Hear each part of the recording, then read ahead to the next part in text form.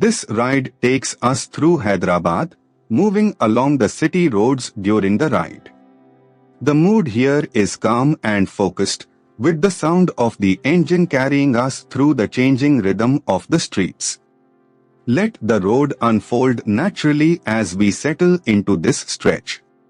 A little further along, this part of the route shows a grounded side of Hyderabad, where everyday movement defines the street.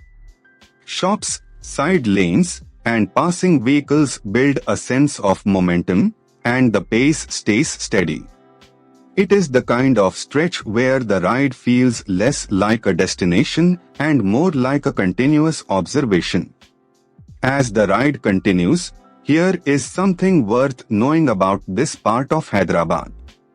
Secunderabad represents the ambition and vision of a modern, tech-driven Hyderabad. That local detail adds depth to what might otherwise seem like a simple road, and it reminds you that every ride here passes through layers of history and routine. Coming into the next stretch, from the rider's perspective, this section is defined by spacing, timing, and attention. Traffic flows in its usual unpredictable pattern, so every opening on the road matters.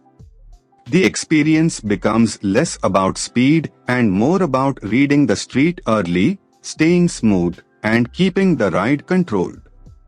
Further down the route, as the route continues, the presence of history Nizam gives this stretch a stronger sense of place. Landmarks like this help anchor the ride because they turn a moving sequence of roads into something memorable. With the road opening ahead, the atmosphere here changes with the hour, and the weather adds its own character to the ride. The road noise, light, and movement around the bike all combine into a very specific riding mood. That is what makes city POV footage work best when the narration supports the scene.